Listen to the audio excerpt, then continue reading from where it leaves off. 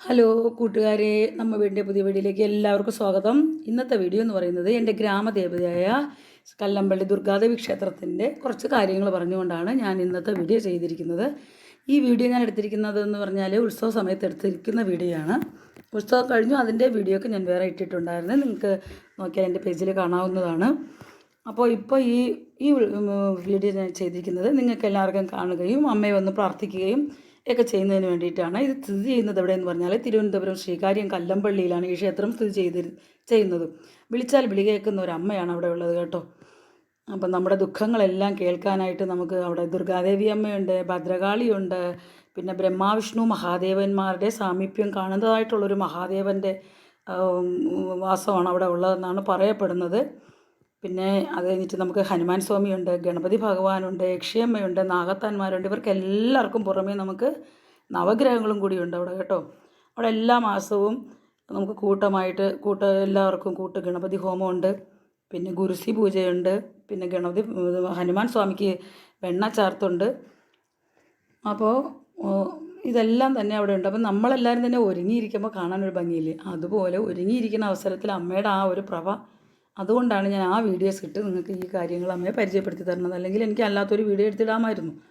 അപ്പോൾ അത് ഞാൻ നോക്കിയപ്പോൾ എനിക്ക് നല്ല ഇഷ്ടമായിട്ട് തോന്നി, അതാണ് നിങ്ങൾക്ക് ആ വീഡിയോ തന്നെ കാണിച്ചു തരുന്നത് കേട്ടോ. കളർഫുള്ളായിട്ടിരിക്കുകയല്ലേ. അപ്പോൾ അതുകൊണ്ടാണ്. അത് മാത്രമല്ല, ഉത്സവത്തിൻ്റെ കാര്യങ്ങളും കൂടെ നിങ്ങൾക്ക് പറഞ്ഞു തരാമല്ലോ, അന്നത്തെ പൂജകളും കാര്യങ്ങളും ഒക്കെ ഉത്സവ സമയത്തുള്ള.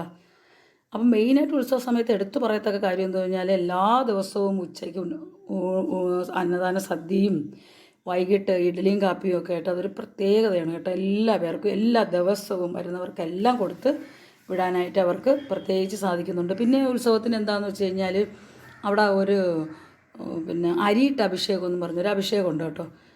അത് എങ്ങനെയാണെന്ന് വെച്ച് കഴിഞ്ഞാൽ തട്ടത്തിൽ വിളക്കും അരിയൊക്കെ വെച്ച് തരും. നമ്മൾ ദേവിയെ വലത് വെച്ച് പിന്നെ അവിടെ സമർപ്പിക്കുമ്പം അത് അമ്മയ്ക്ക് അഭിഷേകം ചെയ്ത് നമുക്ക് അതിൻ്റെ പ്രസാദം തരും. അത് ഞാൻ എങ്ങും കണ്ടിട്ടില്ല, എവിടേക്ക് കാണുമായിരിക്കാം, പക്ഷേ ഞാനത് കണ്ടിട്ടില്ല. പിന്നെ വേറെന്ന് വെച്ചാൽ ദീപാരാധന കഴിഞ്ഞാലുടനെ തന്നെ പുഷ്പാഭിഷേകം എല്ലാ ദിവസവും ഉണ്ട്.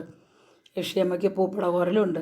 പിന്നെ ഗണപതി ഭഗവാന് വേറൊരു പ്രത്യേകതയാണ്, ഗണപതി ഭഗവാന് അപ്പം മൂടലെന്ന് പറഞ്ഞൊരു വഴിപാടുണ്ട്. അപ്പം മൂടലെന്ന് പറയുമ്പോൾ അറിയാമല്ലോ, ഭഗവാന്റെ ഇഷ്ടം സാധനമായ ഉണ്ണിയപ്പം അപ്പം മൂടലാണ്. ഭഗവാനെ വിഘ്നേശ്വരനെ അപ്പം കൊണ്ട് മൂടുന്നത് നമുക്ക് എല്ലാ ഭക്തർക്കും ചെയ്യാവുന്നതാണ്. ഞാനും ചെയ്തിട്ടുള്ളതാണ് കേട്ടോ.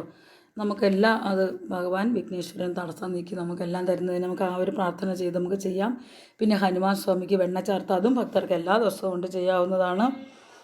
പിന്നെ ഒത്തിരി വിശേഷ പൂജകളൊക്കെ ആ ഉത്സവ സമയത്ത് അവിടെ ഉണ്ട്. പിന്നെ വേറൊരു എനിക്ക് ഏറ്റവും പ്രധാനപ്പെട്ട ഒരു കാര്യം നിങ്ങളോട് പറയാനുള്ളത് എന്താണെന്ന് വെച്ചാൽ, ശ്രുതിഗീത മ്യൂസിക്കിൻ്റെ ഭക്തിഗാനശ്രുതി അവിടെ ഉണ്ടായിരുന്നു. ശ്രുതിഗീത മ്യൂസിക് എന്ന് പറയുമ്പോൾ നിങ്ങൾക്ക് എല്ലാവർക്കും അറിഞ്ഞുകൂടായിരിക്കും, ഞാൻ ഉൾപ്പെട്ട എൻ്റെ ഗ്രൂപ്പാണ് കേട്ടോ.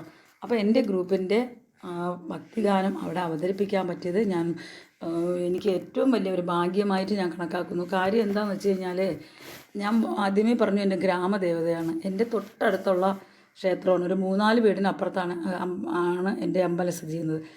അപ്പോൾ അവിടെ ചെറിയ പാവാട പ്രായത്തിൽ ഞാൻ ഓടിച്ചാടി നടന്ന് അവിടുത്തെ ഉത്സവമൊക്കെ വരുമ്പോഴുള്ള എൻ്റെ ആ സന്തോഷവും അതൊക്കെ എനിക്ക് സത്യം പറഞ്ഞാൽ അതൊക്കെ എനിക്ക് ഓർമ്മകൾ മാത്രമാണ്. അതൊക്കെ ഇനി കിട്ടില്ല എന്നുള്ള ഒരു നിരാശയും കൂടെ എനിക്കുണ്ട് ഇത് പറഞ്ഞു വരുമ്പോൾ കേട്ടോ. അപ്പോൾ അത്രയ്ക്കും ഭയങ്കര രീതിയായിട്ട് ഞാൻ പോയിക്കൊണ്ടിരുന്ന ആ അമ്പലത്തിൽ വളർന്നതിന് ശേഷം എനിക്കൊരു മ്യൂസിക് ഭക്തിഗാനം അമ്മയുടെ പാട്ടുകൾ പാടാൻ അവസരം കിട്ടിയെന്ന് പറയുന്നത് എനിക്ക് ഭയങ്കര ഒരു ഭാഗ്യം തന്നെയാണ്. അപ്പം അങ്ങനെ ഞങ്ങളുടെ ഗ്രൂപ്പിന് അവിടെ പാട്ട് പാടാൻ പറ്റി. പിന്നെ അതൊക്കെ ഒരു ഭയങ്കര ഒരു അല്ലേ. പിന്നെ വേറെ എടുത്ത് പറയത്തൊക്കെ എന്താണെന്ന് വെച്ചാൽ, അവിടെ നല്ലൊരു വനിതാ സമിതി ഉണ്ട്. നല്ല സ്മാർട്ടായിട്ട് പ്രവർത്തിക്കുന്ന കുറേ വനിതാ അംഗങ്ങളുണ്ട്.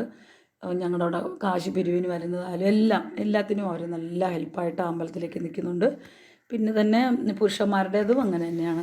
അവിടെ നമ്മൾ ചെല്ലുമ്പോൾ പ്രത്യേകത എന്ന് വെച്ച് കഴിഞ്ഞാൽ, എല്ലാ അമ്പലത്തിലുമൊക്കെ ഇങ്ങനെ ഉണ്ട്, എങ്കിലും എനിക്കൊരു പ്രത്യേകതയായിട്ട് തോന്നിയിട്ടുള്ളത്, നമ്മൾ ചെല്ലുമ്പോൾ അവർ നമ്മളെ നല്ല ഹാർദവമായിട്ടുള്ളൊരു സ്വീകരണമാണ് നമുക്ക് അവർ തരുന്നത്.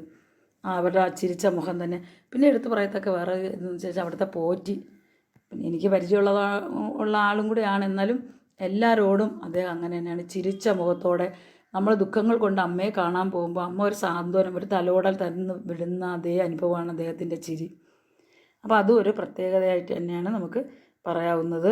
പിന്നെ അവിടെ ഉത്സവം തീർന്നപ്പോൾ അത്യാവശ്യം നല്ല ഘോഷയാത്ര, കുറച്ച് ഫ്ലോട്ടുകളും കാര്യങ്ങളുമായിട്ടൊക്കെ ഉള്ളത് തന്നെ നല്ല ഘോഷയാത്രയും ഒക്കെയോടുകൂടിയാണ് ഉത്സവം സമാപിച്ചത്.